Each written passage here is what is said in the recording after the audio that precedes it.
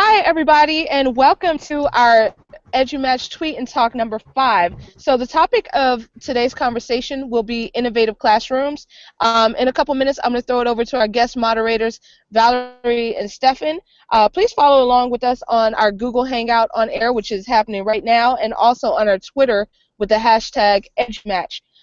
Also, make sure that you sign up to be an Edumatch featured person of the day at edumatch.education. We would love to have you. And also, we have Edumatch Day at the 30 Goals Conference that will be held on July 16th from 3 p.m. Eastern Standard Time. So hopefully we'll have you all there. It's like an Ignite type session where we connect educators for different projects going on. So definitely hope to have you all there. So tonight's topic, once again, is innovative classrooms. So I'm going to turn things over to Stephan.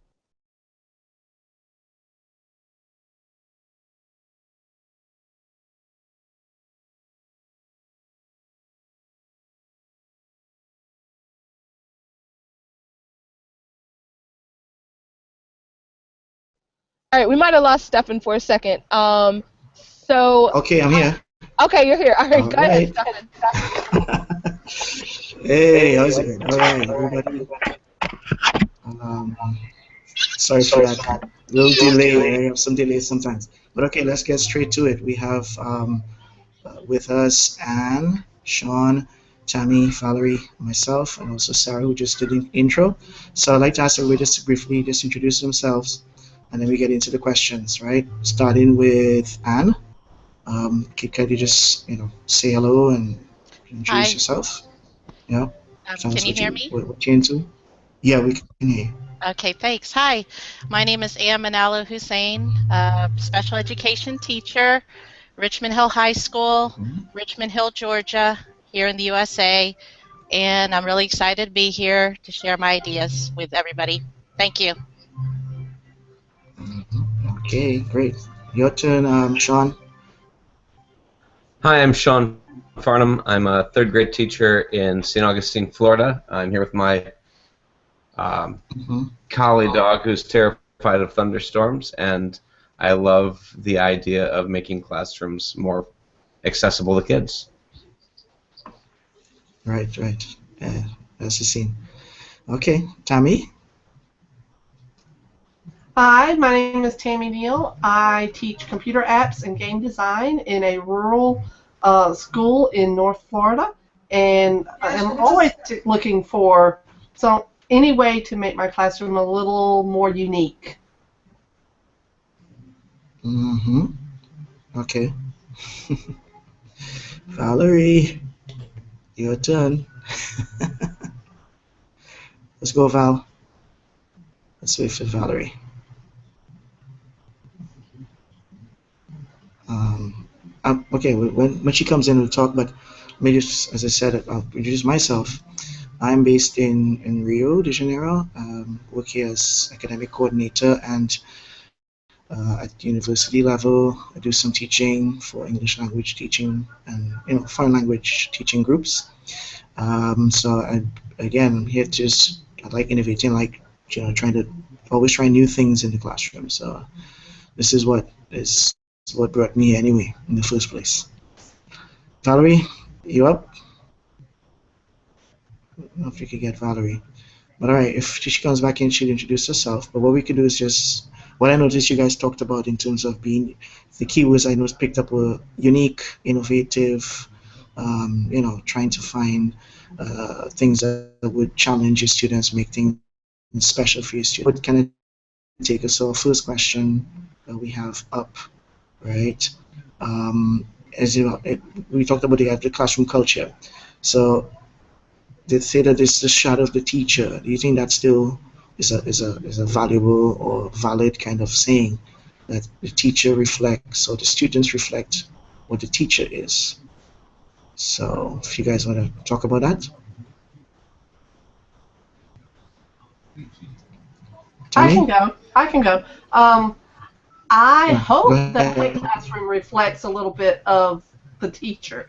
Um, that we call my classroom the vortex, and I am a huge Doctor Who fan, and it is reflected in the decor in my classroom. And I take that and I try to spread that into the fact that my classroom is bigger on the inside than it is on the outside because we have the whole world at the computer. So we are the vortex. Okay, cool. So the vortex is the key word there, right? Anne, you want to add something to that? Yes, I am just really excited to share, and I want to thank Twitter for finding this really cool article, because if I only had 1 minute to speak, it's a really good article on Edutopia called 15 Characteristics of a 21st Century Teacher by Sisina Palmer, and I thoroughly enjoyed that. And I'm a lifelong learner, and I always integrate that into my classroom, and I always feel like a student just along with my students, and that's part of my belief system. So that doesn't matter what classroom I'm in, I just should not forget to lose myself. I can expose my values, but not impose my values. And I learned that from a retired professor named Dr. Whitmer, who, when I used to attend the University of Florida, and is still instilled in me today. And you have to know yourself first, and be there for the students. Otherwise, the students can read you. They can pick it up. Okay, Thanks. cool. All right. Yeah. What about you, Sean? You wanna add something to that? Yeah, absolutely. For my classroom, I always say to my kids that we're a family, and most years, because I teach third grade, most years you have a second mom or third, and in my classroom, it's like a family, and I'm kind of like a second dad to them, and so it's very much, when you say the students reflect the teacher, it's very much part of the culture. I say to them, listen, when we go places, your behavior reflects on you, reflects on your classmates, and it reflects on me. And so it's very important to me that we are a group who is respectful of each other and respectful of the world, because everyone who sees us is going to say, oh, well, that's Mr. Farnham's class. And I want that to be a good thing when they say that's Mr. Farnham's class. And so I try to create a good atmosphere with a lot of opportunity for kids to make decisions in the classroom, because I want them to be good citizens when they get outside of the classroom. Because I know it's going to reflect back on me, and it's going to reflect back on their classmates. And I want to keep that positive for all of us. Yeah. Okay. Yeah. From DNA, right? Everybody has it. Everybody's able to pick up from this. So once you know that, you keep telling them these things, I think it helps a lot. I know, for Valerie, if you can come in and say something. Valerie? All right, I'm sorry, you guys. I was losing sound, so we had to pull off the road. So if you would just repeat, I heard Tammy a little bit and Sean. So if you just refresh the question, I can chime in. Right. Sure. Go ahead. We were asking them, if what do you think about the classroom culture, if it's the shadow of the teacher. So what do you think about that? I think the classroom culture should reflect the students and their interests.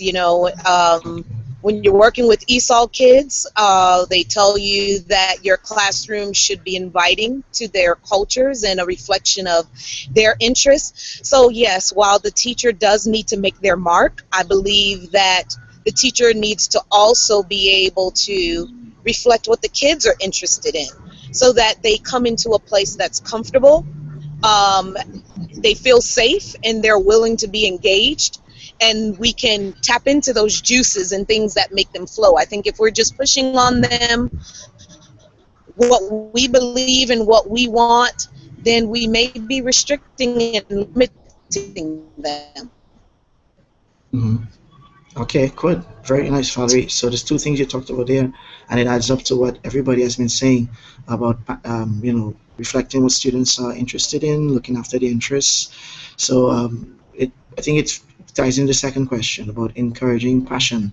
How do you encourage them to, seek their passions, tying that in with classroom syllabus, and tying that in with, the structure, the goals that you have institutionally. So, what do you guys do to blend passion, interests, what they're looking for, what they want to, and then with what you're supposed to teach in that case. So let me start with Sean first.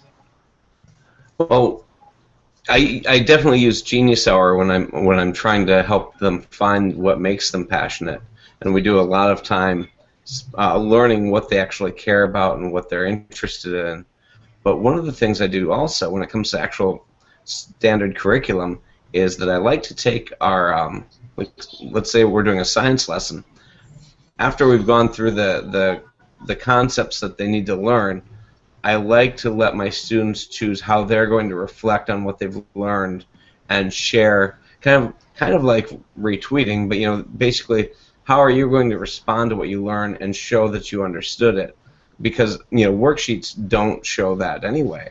So I give them a variety of opportunities. I let them choose opportunities that are interesting to them, so that way when they're documenting their learning, it's valuable to them in a way that they're going to remember better. Okay, cool. Anne, Tammy, so start with Anne first. Anne, so you're going to add to that. Very good. Thank you very much, Sean. Thank you. Thank you for your time. I just wanted to share that keep in mind I'm from a special ed point of view, and I try not to get burned out with the legalities of doing the paperwork and the IEPs. And within me, I am just a creative person. I don't know if it's because I'm left-handed, but I just I always strive to look for creativity and innovation within my students, and it's even possible. I'm giving hope for all those teachers out there. It's possible to provide creativity even for kids who have autism or whatnot, because I was able to teach them technology, and they can write stories on the Google Docs and things like that. And because I gave them that chance, I gave them that opportunity, I gave them hope, and it just lit up my day. That's just a perfect example. Thank you. Great. Yeah, thank you. Very good. Tammy, Valerie, so you guys got 2 minutes to go there. Some insights. Let's go. Well, I'll try to make it really short. I teach game design. Okay. And so once we get the skills done, then it's up to the kids to show me how they've applied that. And I put no restrictions on the type of games they're required to make for me. I let them decide. And so that's where the creativity really flows. That's it. Valerie. Yes, I agree with Tammy. Like she said, the kids are dependent on us a lot, and they want to know, well, should I do it this way? Should I do it this way? How do you want me to do it? And I tell them, I don't know. Do it the way you want to do it. I'm ready to see what you create. And so when we give them that no borders and no walls, things that they create are so amazing. And like Anne mentioned with the autism kids, I don't know if you guys seen that one autistic young man that they knew the harbor, and in one helicopter ride he was able to get off the helicopter, illustrate great detail, that great sketch of the whole city. So you're talking about everyone has a gift, and we have to tap into it. That's it. Well, okay, I mean, just as you said, open it up, give them chances. And you guys are working at different grade levels, and it's something, a challenge I have as well for teachers. I mean, not getting teachers to change their mindset that they can actually open up and do things differently. And that's one of the challenges I've had coming across with teachers. Do I have to, can I do this? Can I change this, the lesson plan or the syllabus? Can I actually make changes? And yes, you can. So this is one of the challenges I'm facing here, making them feel that they can actually make changes and make the difference in the students' lives. Cool. Sarah, because we're kind of running out of time, I'd say in terms of giving people a chance. I think once you show them the opportunity, What do you want? Let me hear from you. So it involves a lot of listening, I guess. What do you think, Sarah? I'll turn it over to you. Yes, absolutely. So I just wanted to thank everyone. Wanted to thank Stephan and Valerie for moderating tonight's panel, as well as everyone who is contributing via the Twitter. Just wanted to remind you all that this chat will be glorified as well as available on a podcast through the iTunes store, bit.ly/edumatch to subscribe at 6 p.m. Eastern Standard Time, same bat time, same bat channel. The topic will be personalized professional learning. So huge shout out to Valerie for throwing out that topic in the Edumatch Voxer group. We're continuing that discussion, so it's going to be fantastic. Anyone can be a panelist, so just leave a comment on the Google Hangout page, which has already been set up, bit.ly/tweet talk 6. The number 6, not spelled out, but the number 6. Just write the word panelist, and we'll definitely get you in. Also wanted to give a huge shout out to Mandy Liebeck, who submitted the first ever Edumatch guest post on our brand spanking new blog. So wanted to extend that invitation to anyone who's interested. Just contact us, let us know, and we will definitely get you all set up. So one more time, the Edumatch 30 Goals Day at the 30 Goals Conference, I should say. The passion pitches are available, so just sign up. You'll see the information dropping on TweetDeck any second now. That will take you to that website just for a 5-minute Ignite for an educational project that you would like to start. So thank you so much to everybody. You all have once again just killed it, so thank you, and everybody have a fantastic week. All right, bye.